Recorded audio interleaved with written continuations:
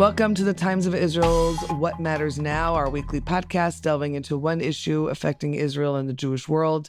I am today's host, Jessica Steinberg, and here with me are Ronen and Orna Neutra, the parents of Omer Neutra, Captain Omer Maxim Neutra. He was 21 when he was killed amid the October 7th, 2023 Hamas terrorist attack. His body is held hostage in Gaza. Just to give a little bit more background for our listeners who may not remember all the details, Orna and Ronen, bear with me as I just remind our listeners. On the morning of October 7th, Omer was stationed in a tank on the Gaza border near the southern community of Nir Oz. He was the tank commander. Sergeant Shaked Dahan was the driver. Sergeant Nimrod Cohen was the gunner. And Sergeant Oz Daniel was the loader. During the assault that day, their tank was attacked by Hamas terrorists with RPG fire and explosive devices. All four were then abducted to Gaza. Nimrod Cohen was the only one who lived, and he was released home a week ago. In December, Omer's death was declared by the army, by the IDF, based on findings and new intelligence information. And now, a week into the ceasefire that appears to still be holding, he's one of the remaining 16 hostage bodies that is held in Gaza. Just one more detail.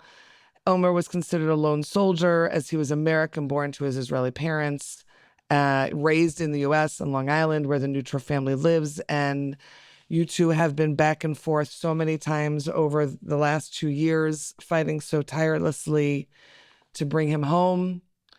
And now you are waiting. And Ronen, you told me yesterday that you're here right now in this very delicate time, or just in an endless waiting period. So why don't we start with that? You're here now in Israel. You've been here, I assume, for I don't know how long. Why don't you tell us?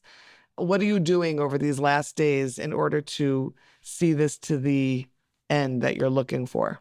So, Jessica, the moment the deal was signed, we were supposed to be here, but we made our trip earlier. We landed here last Sunday afternoon and made our way to the Knesset on Monday morning for the special session with the President Trump.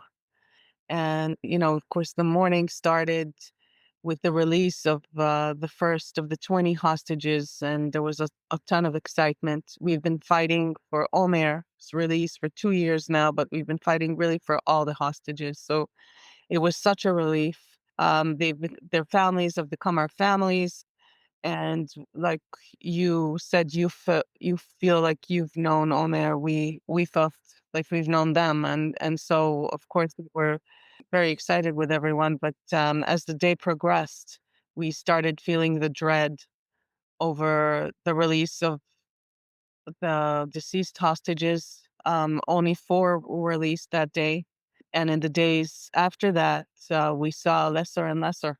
And last night we're anticipating another release that didn't happen at all.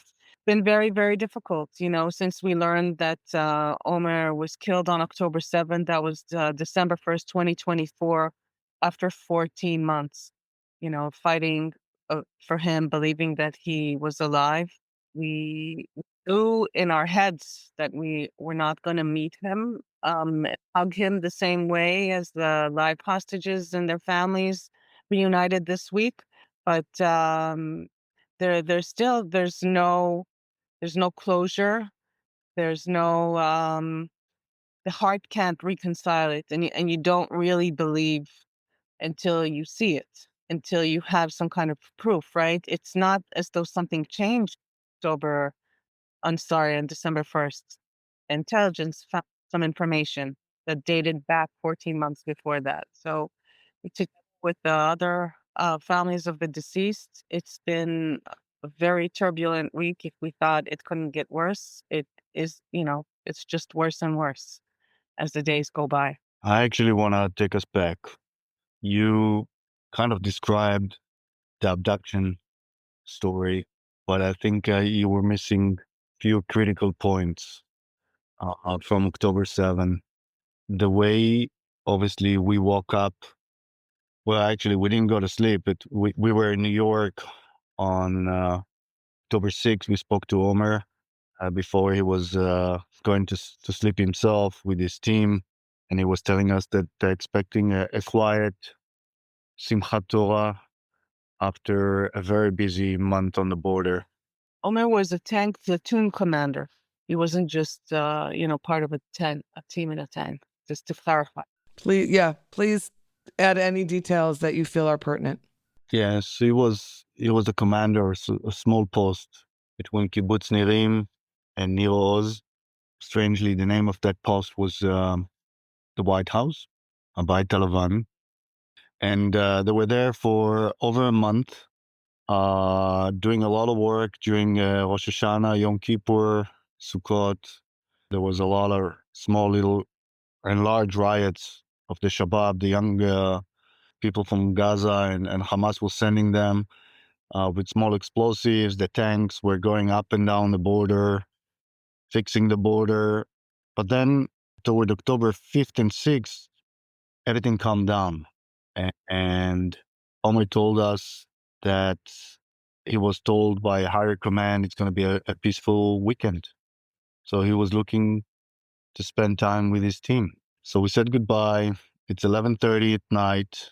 We're about to go to sleep. I'm checking my phone like I normally do when you have a son on the border with Gaza, and I'm seeing news coming on rockets flying all over the place. So you were awake exactly at that hour. We were awake. And that happens, in Israel. Not in that degree, but it's not the first time. But it is the first time I've read about cutting off the fence and people starting to report that they see Hamas Nukhba terrorists crossing the border. That was very different. I called Omer. I tried to speak to him and see what's going on. He didn't answer.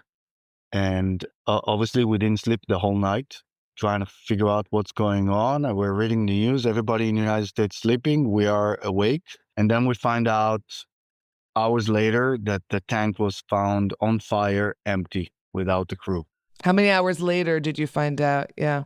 Early Sunday morning, A whole day later, almost, basically, right? making phone calls the whole day to anyone we knew that had any kind of ties with the army, and could help us get information. But then it took another day that a Hamas propaganda video surfaced on Telegram showing the burning tank and the team taking out of it. And somebody calls us and says, we think it's Omer's tank. And you can see Omer there. And we couldn't watch the video. We asked a friend to look at it, see if we can identify him. His friends were saying that's his tank. I'm going to fast forward because we learned later by listening to the black box of the tank that they rushed into the tanks early in the morning, about 6:30, and they learned that the fence was cut probably by the female soldiers that were watching the fence, and So they went to take care of it. yes, of course, they didn't know what they're going for. Nobody ever thought it could be that bad. They didn't know where Omer and his tank. It's a group of 2 tanks and a group of Golani. So it's 3 vehicles, large vehicles, rushing to the border. And then Omer understands that there are multiple locations. He gave a very non-traditional command, and he split the forces. And he sent 1 tank to the north, the Golani guys to the middle, and then he went with his own tank to the south. And then as they reached the south, they couldn't find the area that it was cut. They turned around. They heard that the tank on the north got hurt by an RPG. Few seconds later, as they were rushing to try and help, their tank was attacked as well and ambushed. Unfortunately, failure. Yeah. yeah, unfortunately, their tank, Omer's tank, had a mechanical failure, which basically jammed the brakes, and they couldn't drive faster than 10 kilometers an hour. As a result of the explosion, Shaked Dahan, the driver, was killed on the spot. Omer was starting to call for help as he has injured, actually, driver. He wasn't sure he was killed at the time. He thought he was injured, and the tank is stuck. They couldn't do nothing. What he told his teammates, Nimrod Cohen and Oz Daniel, was to breathe through the air conditioning vents because the tank was filled of gas and they couldn't breathe. They were suffocating. But while they were doing it, he was continuing to call for help. So he wasn't doing that. So he wasn't breathing through the vents, he was working. He was working the communication system, trying to get somebody to come and evacuate the team. Of course, nobody came. Eventually, it was so bad they had to open the tank, and the video shows that the two team members, Oz Daniel and Nimrod Cohen, were taken out on their feet. So they were alive, while Omer was already fainted or half conscious, and he was dragged out. Because of all the gas inhalation. Exactly. It took another month, I think, to see another video showing that Oz Daniel, as he stood out the tank, he was actually fighting with them and he was killed. They shot him while Nimrod Cohen was taken on his feet and he was dragged into Gaza. And later on, they showed a video of him doing that. Right. I've seen that video too. Yeah. So There was no information about Omer. The original video showed him lying down on the ground at the end of the attack, but the army couldn't determine that he was not alive at that point. He actually had, anyhow, they didn't know for 14 months. He had tonus in his body still, but for 14 months, we weren't sure what happened. We didn't know. We were hoping to get information from Nimrod. No one could imagine this would take 2 years. You hope Nimrod would come home and he would tell you what happened. yes, exactly. But I think what it really shows is Omer's character and how much he cared about his team in his last moment. And as we were told by his officers, his decision making in a very difficult time was critical and pretty amazing that he took such a bold decision. Even though he didn't save himself, he saved his crew. He was thinking about them, and we are so thrilled to see that Nimrod Cohen came back just this week alive. Have you been in touch with them, with that family? We're in touch with the family. Nimrod, we give him time. I think he needs his time to recover and get his strength. And we are sure that the story of October 7 is probably very difficult for him. And whenever he's ready to talk to us, we'll be happy to embrace him and hear the last moments of what happened there. Absolutely. I would imagine it will offer closure for you and for him. He that's what he also needs in that sense.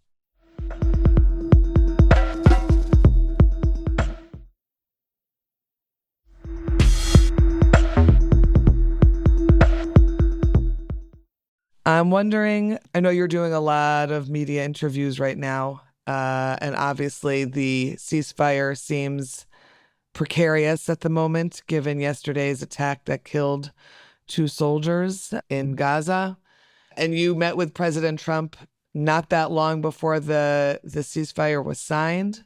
The day before. The day before, and then he was here.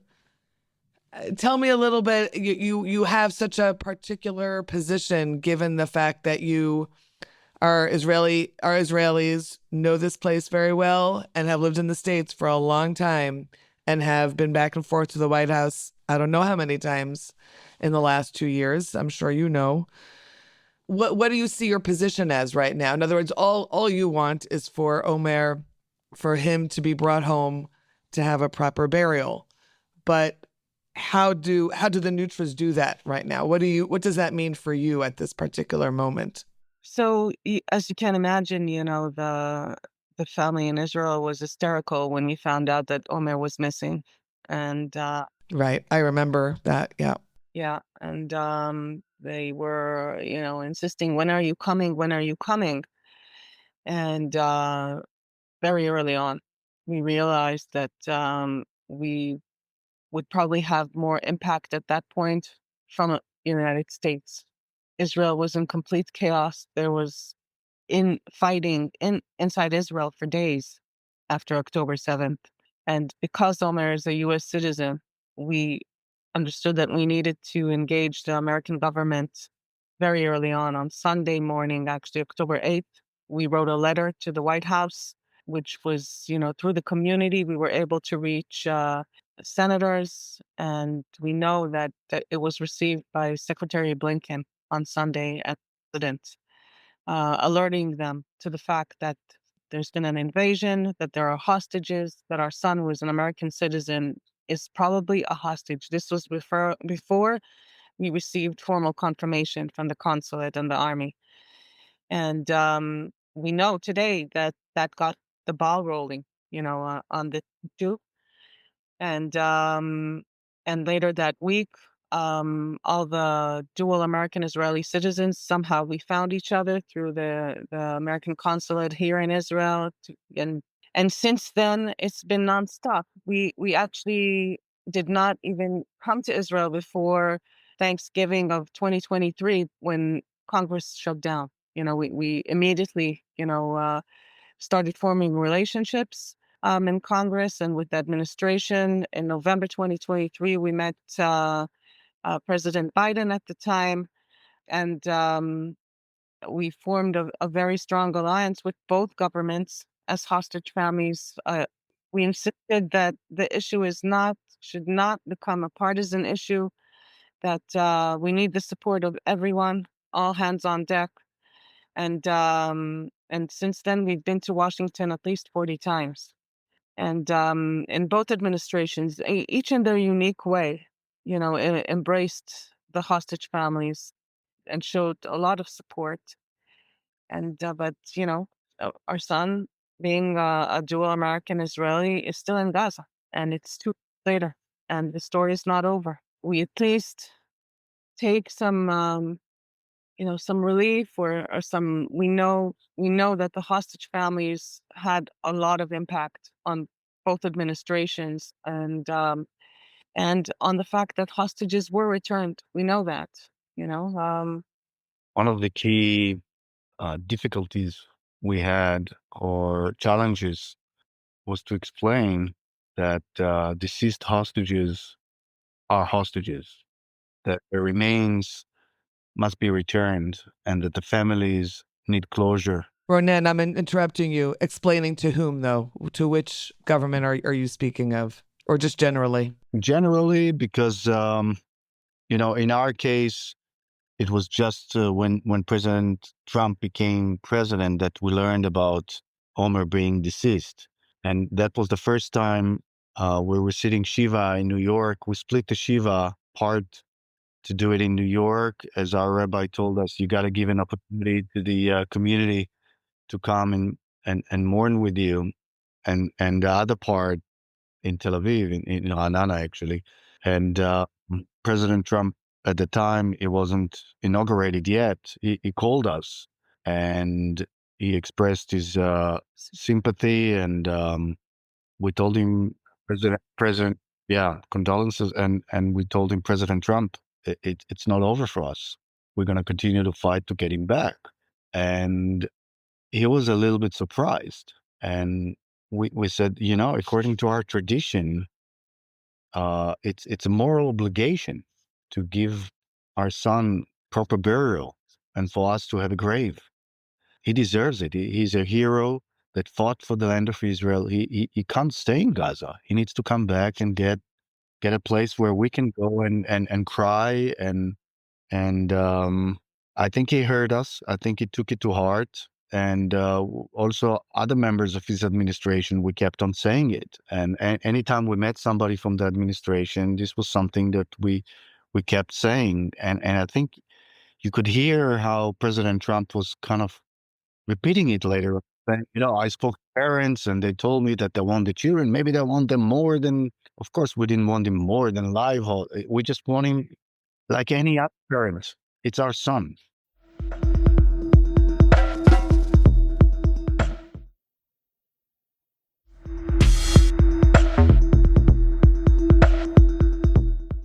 So, Ronen, you're saying that the Trump administration, which very much helped broker, create the ceasefire, use the terminology that you choose, gained an understanding from parents like you and others, but really from parents like you who are American parents, right? American Israeli parents, gained this understanding of great ceasefire, bring home live hostages, but we must also bring home the hostages who are no longer alive for a proper burial, for closure, to have graves for them. And I want to bring us back to where you started with, which was a week ago, live hostages coming home, that many moments, many minutes and hours in the Knesset for President Trump, for Prime Minister Benjamin Netanyahu, speaking about their sense of victory. And as you both described, the day went on, and it became clear that only a very few bodies came home that day. And then it's been this, just a very slow number day by day. And every day we think it's coming to an end. And when are we going to get those other 16 hostage bodies, including Omer, of course? How do you see it as parents who are waiting desperately for this to happen and doing everything you can now, which it's a continuation of what you've been doing for 2 years in a sense, or is it different? Maybe that's the question. Is it different now than it was? It feels even more of an uphill battle right now because there was this climax, where all these young people came home.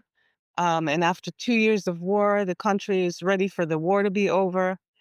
We were actually in the Knesset, as I mentioned before, on the day that President Trump was visiting, and the Knesset was euphoric. To some extent, we felt, gutted because, yes, of course, we're happy with the release of the live hostages. No one could imagine it ending like that miraculously. But it's not over. And so many have been hurt by this war. So many soldiers died in this war.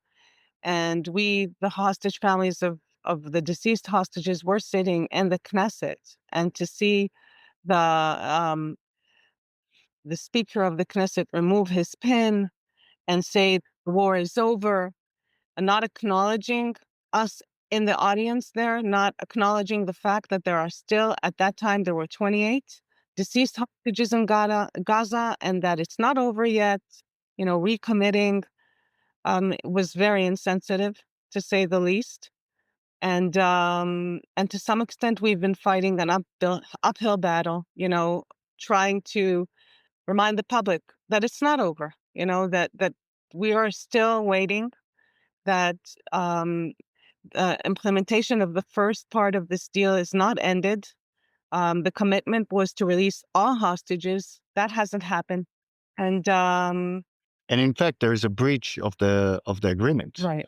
Hamas was supposed to give the names of all the hostages, their condition, and release them all. And they haven't. So from our perspective, continuing with the different stages of the agreement was pending on both sides fulfilling their part. And of course, we knew it's going to be problematic. We saw the 20-point agreement, and there were gray zones as far as the deceased hostages. We knew it. And once there's a gray zone, Hamas is taking advantage. It was clear it's going to happen like that, and they're going to start gaining time and doing tricks or whatever they do. But we are in touch with the officials at the U.S. administration, and we have their commitment that they're gonna insist on getting all the hostages back.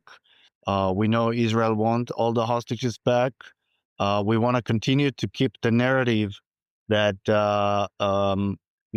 this war is actually not over until the last hostage comes back.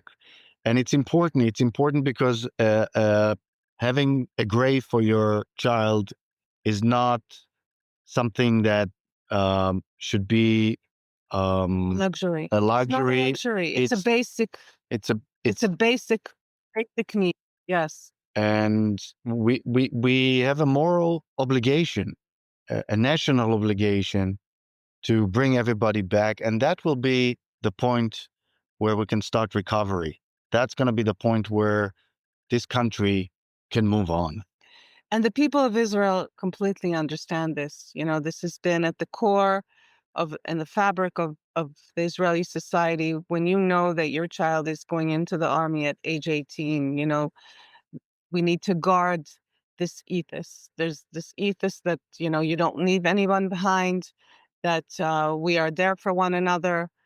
And it's critical in the country, to keep this moral.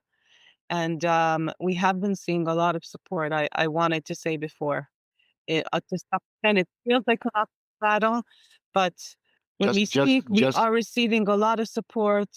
Just this weekend, we were in Hostel Square, and the families were stressed. Are people going to show up? And there were tens of thousands of people coming to support us and say we are not going to stop until the last hostage. And we encourage everybody around the world. Anybody listening, we need your support. We need you to stay with us, and we need you to continue to wear your pins and have the posters of the remaining hostages. It's not time for big celebration, but it's definitely a huge moment to get the live hostages back that we were fighting so much to get. And we're very thrilled about that, but it's not over yet. Right. Even as the funerals begin and continue this week and last week, right, it's not over until we can have the right kind of burial for every single person. We're seeing the families of the released hostages come back and support us. In Hostage Square on Saturday night, there were family members of hostages that were released just a few days before. It's clear to all the families that we can't let this drop until they're all back. And so real rehabilitation for everyone will only start when everyone is back, and we can finally say that Vishavu Banim Ligvulam is for everyone. Right. That everyone has returned to the borders. Orna and Ronen, I very much appreciate your time, and thank you for listening to the Times of Israel's What Matters Now. We'll be back again tomorrow with another installment. This episode is produced by the Podwaves. Thank you again. Thank you, listeners, for being with us, and we'll see you again soon.